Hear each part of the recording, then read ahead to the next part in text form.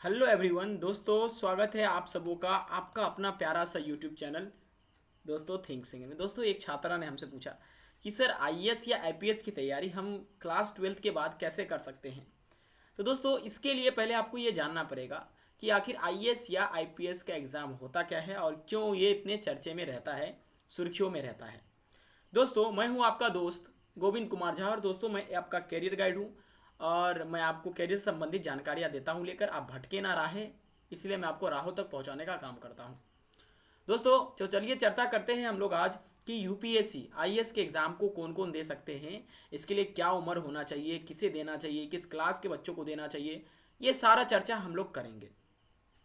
तो दोस्तों चलिए शुरुआत करते हैं। दोस्तों, सबसे पहले हम लोग चर्चा करेंगे कि व्हाट इज यूपीएससी, यूपीएससी क्या होता है। उसके बाद इसके लिए क्या क्या एलिजिबिलिटी होता है, एज लिमिट क्या होता है इसके लिए, आप किस कक्षा में पढ़ रहे हैं वो हम आपको बताएंगे। इसके बाद दोस्तों ये चर्चा करेंगे क्या ट्वेल्थ और ग्रेजुएशन की बात तैयारी कर सकते हैं, आईपीएस कैसे करें, आईपीएस के लिए क्या हमारा रूल्स होगा। दोस्तों, एक बात मैं आपको बताना चाहता हूँ, ये वीडियो बहुत लंबा नहीं होगा, इसलिए हम इस वीडियो में जितना नेसेसरी चीज़ें होगा वही हम आपको बताएंगे, ठीक है, ताकि आप लोगों को ज़्यादा बर्डन ना लगे, ज़्यादा बोझ ना लगे समझने में। दोस्तों, सबसे पहले चर्चा करते हैं कि यूपीएससी आखिर है क्या।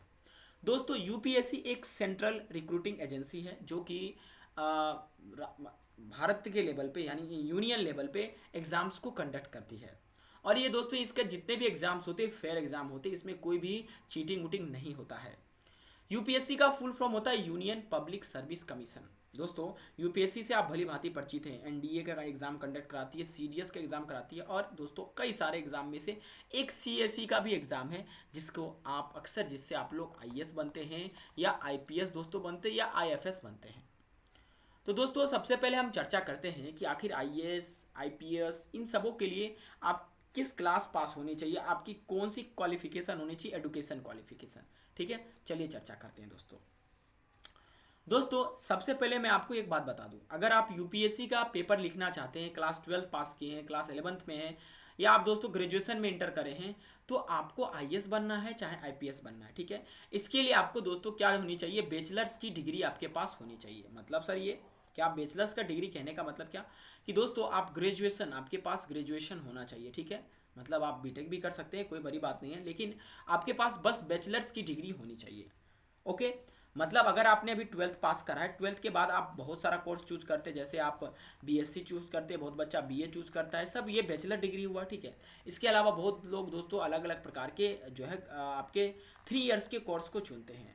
तो दोस्तों, इंडिया की जो भी रिकॉग्नाइज्ड यूनिवर्सिटीज़ हैं जिसे सरकार ने मान्यता दिया है लेकर, जिसमें बैचलर्स डिग्री कराए जाते हैं, उन सभी के छात्र जो हैं एलिजिबल हैं।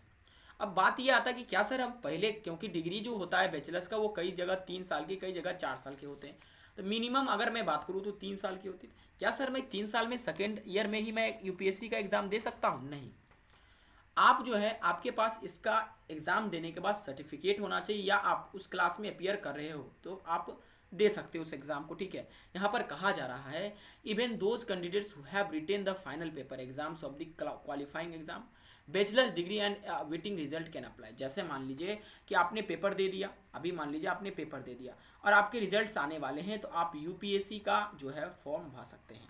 ठीक है, इसके अलावा दोस्तों आपके दिमाग में कई सारे प्रश्न आते हैं कि सर क्या बैचलर्स में हमें 60% की डिग्री चाहिए? नहीं दोस्तों, बैचलर्स आप पास होने चाहिए, आपके जो है मतलब अच्छे खासे, मतलब बस पास होनी चाहिए। ऐसा नहीं कि 80% होगा तभी आप यूपीएससी के फॉर्म भर सकते हैं। ठीक है, ऐसी कोई बात आपकी नहीं है। ठीक है, तो आई होप आपको एजुकेशन क्वालिफिकेशन नाम की जो बर्डन है वो आपका क्लियर हो गया होगा।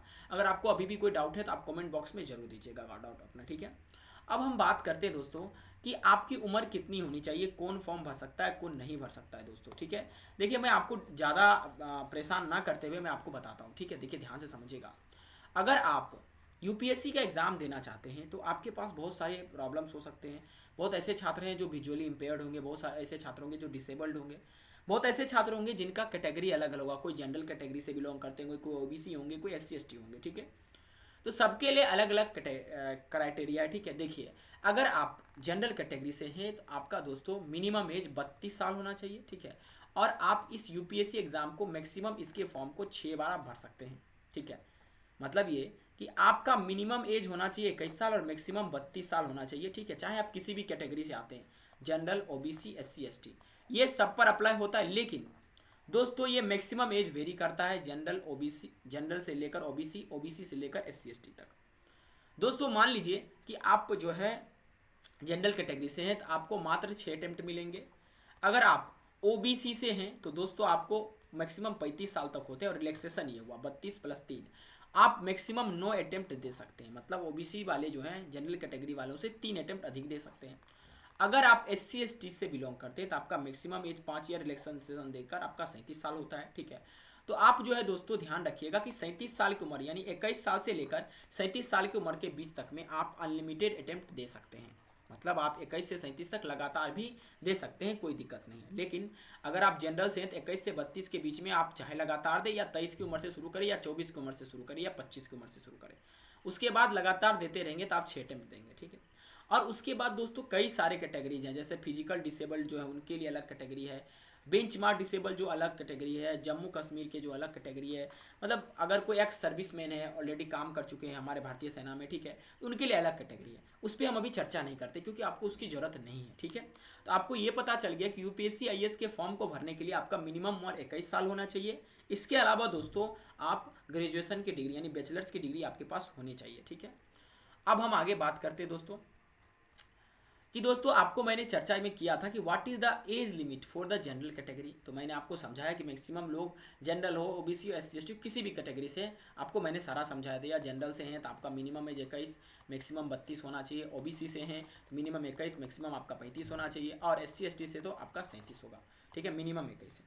ओके, तो और उसके बाद दोस्तों अब हम चर्चा करेंगे कि भाई जो है इसका जो है क्या क्या एग्ज़ाम में पूछा जाता है, एग्ज़ाम में क्या क्या नहीं पूछा जाता है, उस चीज़ को लेकर हम बहुत डिटेल में इंटर नहीं करेंगे दोस्तों। थोड़ा थोड़ा आपको ब्रीफ आइडिया देंगे ताकि आपको जानकारी मिल जाएगा। ठीक है, चलिए दोस्तों अब आपका प्रश्न आता है कि सर हम अगर आईपीएस बनना चाहेंगे तो फिर भी क्या हमें यूपीएससी का फॉर्म भरना पड़ेगा? बिल्कुल, अगर आप आईएएस बनना चाहते हैं, आईपीएस बनना चाहते हैं, चाहे आप आईआरएस बनना चाहते हैं या आईएएस में जाना चाहते हैं, आईएफएस में जाना चाहते हैं, तो ये यूपीएससी में कई सारे पोस्ट हैं। ठीक है, हम जो है डिस्क्रिप्शन बॉक्स में डाल देंगे। इन सभी पोस्ट के लिए आपको यूपीएससी का एग्जाम देना पड़ेगा और आपके रैंक के हिसाब से आपको पोस्ट मिलेगा। वो हम अभी चर्चा नहीं करेंगे। ठीक है, अभी हम आपको ज़्यादा वेंडलाइज या परेशान ना करेंगे। ठीक है, सिर्फ आपको अभी हम बताएंगे कि भाई साहब क्या है। देखो अब हम बात करते हैं इसका रिटेन एग्जाम। दोस्तों यूपीएससी का जो एग्ज़ाम होता है वो रिटेन होता है। ठीक है, यानी कि आपको अपने हाथ से लिख के, मतलब कंप्यूटर बेस्ड नहीं होता, ऑफलाइन एग्जाम होता है पहली बार। ठीक है, साल में एग्जाम एक बार कंडक्ट होते हैं। ठीक है, और इसमें 3 चरणों में आपको एग्जाम देने पड़ते हैं। सबसे पहला चरण होता है प्रीलिम्स का एग्जाम। ठीक है, उसके बाद आपका मेंस का एग्जाम होता है, उसके बाद इंटरव्यू का एग्जाम। प्रीलिम्स का मतलब ये कि ऑब्जेक्टिव होगा, इसमें सीधा सीधा समझिए।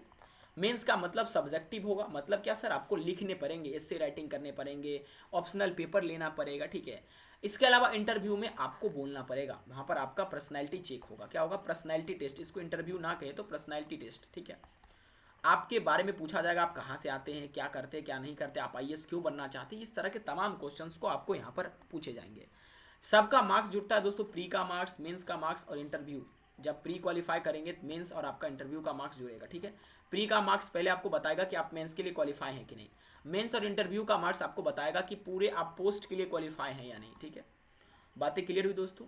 तो दोस्तों अब जो प्री का एग्जाम होता है वो ऑब्जेक्टिव टाइप का होता है दोस्तों, और इसमें 100 क्वेश्चन पूछे जाते हैं। मतलब पहले ये समझिए, इसका 2 पेपर होता है। एक आपका जो मतलब जिसमें history, geography, economics, political science पूछे जाते हैं, जिसको हम लोग गेट का पेपर बोलते हैं, मतलब जनरल एबिलिटी टेस्ट। ठीक है, इसके बाद दोस्तों दूसरा होता है सीएसएटी। इसमें आपके थोड़े रीजनिंग पूछे जाएंगे, थोड़े मैथ्स, थोड़े इंग्लिश। इसमें भी आपको क्वालिफाई करना पड़ेगा, तभी जाके आप दोस्तों जो है आप मेंस का एग्जाम लिख सकते हो। ठीक है, ऑब्जेक्टिव क्वेश्चन होंगे, 100 क्वेश्चन होंगे और 200 मार्क्स के होंगे। ठीक है, और आपको इसमें कट ऑफ के हिसाब से नंबर लाने पड़ेंगे। कट ऑफ कितने होते हैं हमें नहीं पता अभी। ठीक है, ये चर्चा भी हम नहीं करेंगे। ठीक है, क्योंकि ये चर्चा करेंगे तो आप परेशान हो जाएंगे। बस आप यूँ समझ लो कि आईएएस का एग्जाम आईपीएस के एग्जाम में कब देना है, किसे देना है, किसे नहीं देना है। ठीक है, अब एक अगला प्रश्न है आप लोगों का कि सर मान लीजिए अभी मैं 12th में हूँ, बहुत कहेंगे अभी मैं ग्रेजुएशन में हूँ, तो मैं आईएएस आईपीएस कैसे बनूंगा? ठीक है, देखिए आपको तो कम से कम अभी इंतजार करना पड़ेगा, वेट करना पड़ेगा। ठीक है, इसके अलावा दोस्तों आपको जो है अभी से ही क्या करना चाहिए, कुछ हॉबी डेवलप कर लेना चाहिए,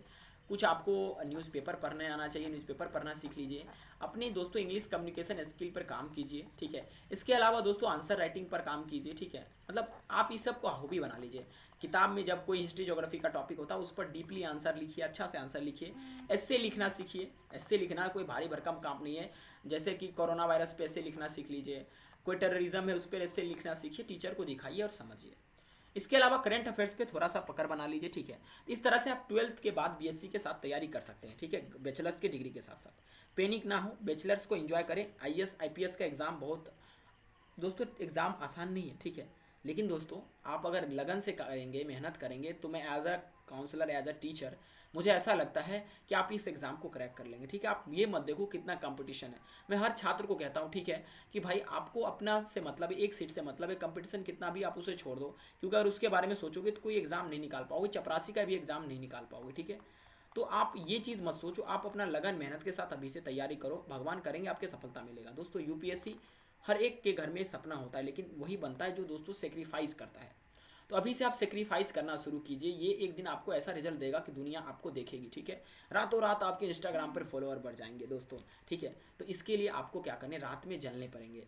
तो दोस्तों आपको ये वीडियो कैसा लगा अंत में हमें जरूर बताइएगा। और दोस्तों आपको आईएएस आईपीएस के सिलेबस के बारे में जानना है तो दोस्तों हम ये टॉपिक टच नहीं करते, क्योंकि दोस्तों ये हमारे अंदर का नहीं है। लेकिन एक स्टूडेंट ने, हमारे स्टूडेंट का हमारा काम है उसकी उनके क्वारी को आंसर देना। उनके क्वारी को आंसर के देने के लिए मैंने इस वीडियो को बनाया है। दोस्तों आपको अच्छा लगा तो शेयर जरूर करें। Thank you very much for watching this video. Have a good day.